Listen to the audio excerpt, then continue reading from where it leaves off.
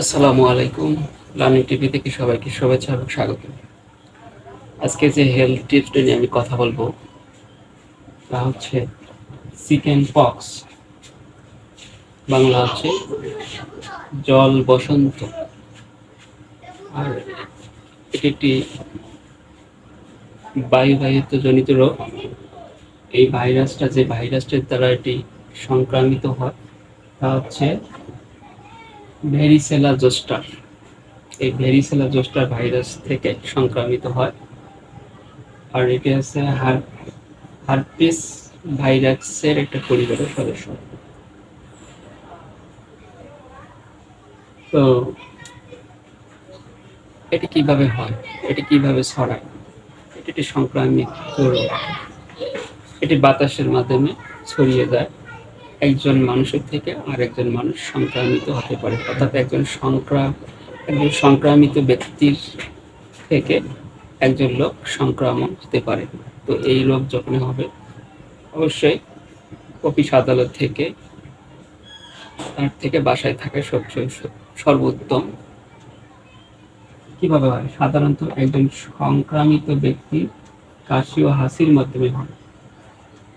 ভেরিসেলা zoster ভাইরাসের প্রাথমিক সংক্রমণের কারণে দেওয়া হয়, অর্থাৎ এই ভাইরাস যখনই আমাদের শরীরে অ্যাফেক্টেড করবে বা বাসা বাঁধবে, তখনই একজন ব্যক্তি সংক্রামিত হওয়ার চান্স থাকে। চিকেন চিকেন পক্স একটি বায়ুবাহিত রোগ যা সহজে মানুষ থেকে মানুষের সংক্রমণের মাধ্যমে ছড়ায়। এখানে ৩টি পয়েন্ট হচ্ছে মেইন পয়েন্ট। এখান থেকে এই চিকেন পক্স জল জল বসন্ত হতে পারে। এটা আমরা কিভাবে বুঝবো যে আমাদের এই রোগটা হয়েছে বা চেনার উপায় কি? উপসর্গগুলো কি? উপসর্গ হচ্ছে এই রোগের ফলে ত্বকে একটি বৈশিষ্ট্যযুক্ত ফুসকুড়ি হয় বা ছোট হয়, ফুসকুড়ি পড়ার মতো, পানি জল জল করে এই ধরনের পড়ার মতো হয়, এটাকে ফুসকুড়ি ছোট হয়। চুলকানি ও ফোসকা তৈরি হয়, চুলকায় এবং ফোসকা তৈরি হয়, যার শেষ পর্যন্ত খোসা দেয়, মানে খোসা দেয় ভিতরে, মনে হয় কে যেন সুই দিয়ে একটু একটু একটু করে হানতেছে এবং চুলকাইতে মন চায়। এটি শান্ত মুখে পিঠে শুরু হয়, এরপর শরীরের বাকি অংশে ছড়ায়।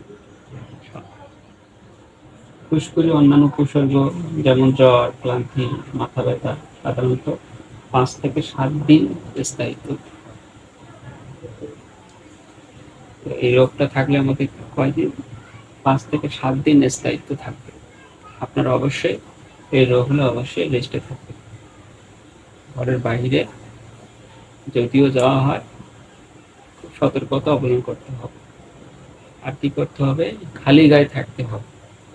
খালি গায়ে থাকতে হবে, কেন কাপড় থাকলে কাপড়ের মধ্যে এই ভাইরাস সংক্রামিত হবে। পরে এই কাপড় পরিধান করলে পরবর্তীতে আরো সমস্যা বেশি হয়। এবং খালি গায়ে থাকতে হবে। এবং বাচ্চাদেরকে অবশ্যই খালি গায়ে রাখতে হবে। ঝুঁকি ঝুঁকি কি? এটা এটা স্থায়িত্ব হলে, এই রোগ যদি না সেরে যায়, স্থায়িত্বকাল লাভ করে, নিউমোনিয়া হতে পারে, মস্তিষ্কে প্রদাহ, মস্তিষ্কে ব্যথা, ব্যাকটেরিয়া জনিত ত্বকের সংক্রমণ অন্তর্ভুক্ত থাকতে পারে। এটা ঝুঁকি। একটা বাচ্চার চিকেন পক্স হলে নিউমোনিয়া হওয়ারও চান্স থাকে। আসুন আমরা ট্রিটমেন্ট সম্বন্ধে কথা বলি। ট্রিটমেন্ট: প্যারাসিটামল সিরাপ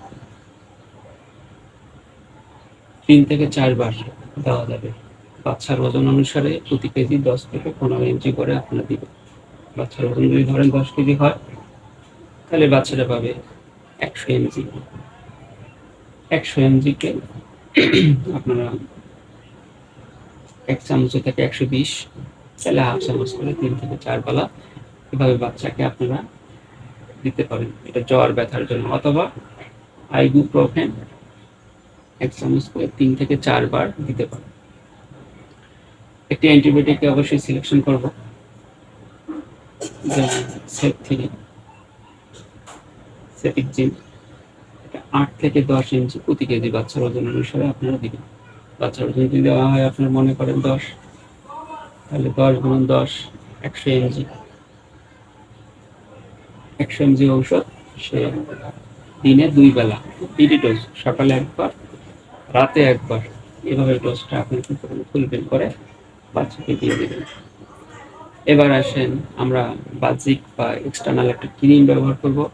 সেই এক্সটার্নাল ক্রিম কি?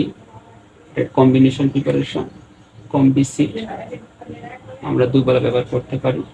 এটা একটা অ্যান্টিবায়োটিক ক্রিম, কিন্তু এই ক্রিমটা অনেক কয়টা প্রিপারেশন একসঙ্গে যোগ করানো হচ্ছে, সংযুক্ত করানো হচ্ছে, এটা আপনি ব্যবহার করতে পারেন। এইভাবে কন্টিনিউ বাচ্চা ট্রিটমেন্টটা করে যাবেন। এবার আমরা অ্যাডাল্টের জন্য কিছু কথা বলব।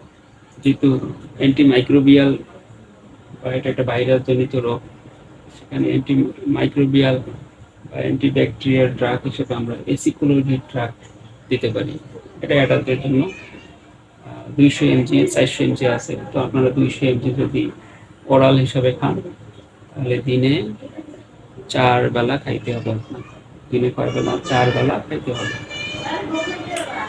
আর এটার আবার ক্রিম প্রিপারেশন আছে ভাইরাক্স, এই ক্রিমটাও আপনারা ব্যবহার করতে পারেন। এটা হচ্ছে অ্যাডাল্টের জন্য।